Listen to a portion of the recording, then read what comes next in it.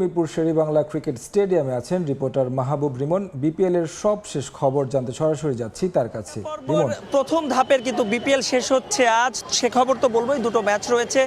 তবে তার আগে একটু দর্শকদের কথা বলি। তীব্র শৈত্যপ্রবাহে কাঁপছে দেশ, তবে তা ছাপিয়ে কিন্তু উত্তাপ ছড়াচ্ছে দর্শকরা। তবে দর্শকদের ভোগান্তি কিন্তু শেষ হয়নি, দেখতেই পাচ্ছেন আসলে। আবার এই মুহূর্তে আসলে টিভি স্ক্রিনে যত দূর চোখ যায় দর্শকদের দীর্ঘ লাইন। এদের মধ্যে কেউ গতকাল রাতে দাঁড়িয়েছেন, কেউ আজ ভোরে দাঁড়িয়েছেন একটা টিকিটের জন্য। এবং এই টিকিট নিয়ে যে চরম বিশৃঙ্খলা গতকাল আমরা দেখেছিলাম, একটা অনাকাঙ্ক্ষিত ঘটনা ঘটেছিল, বুথে আগুন দেওয়া হয়েছিল, বুথ ভাঙচুর করা হয়েছিল।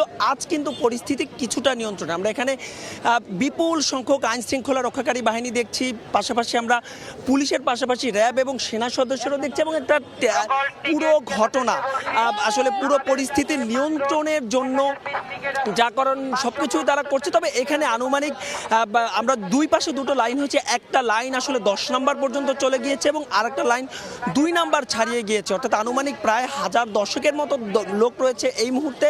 তবে কিছুক্ষণ পরপরই আসলে অ্যানাউন্স করা হচ্ছে যে টিকিটের সংখ্যা কত। এইমাত্র আসলে ঘোষণা করা হলো টিকিটের আর সব মিলে 450 মতো টিকিট রয়েছে, অর্থাৎ যারা টিকিট প্রত্যাশী রয়েছে এই টিকিট প্রত্যাশীর বড় একটা অংশই আসলে টিকিট পাবে না।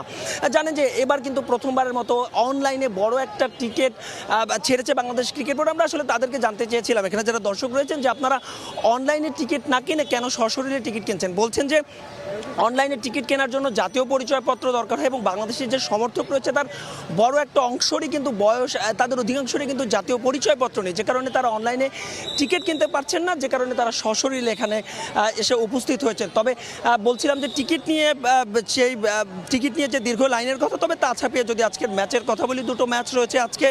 চিটাগাং কিংস এবং রাজশাহী প্রথম ম্যাচ দুপুর 2টায় শুরু হবে শুক্রবারের কারণে, এবং দ্বিতীয় ম্যাচ কিন্তু ঢাকা এবং খুলনা। মূলত আজকে দর্শকরা কিন্তু দ্বিতীয় ম্যাচটা, অর্থাৎ ঢাকা এবং যে খুলনার মধ্যে ম্যাচটা, সে ম্যাচটা দেখার জন্য এখানে দীর্ঘ লাইন। কারণ জানেন যে ঢাকায় মোস্তাফিজ এবং লিটন দাসের মতো ক্রিকেটার রয়েছেন। তো এই ছিল আমার কাছে মিরপুর হোম অফ ক্রিকেটের আউটার থেকে টিকিট নিয়ে দর্শকদের লাইন এবং ম্যাচের সবশেষ খবর।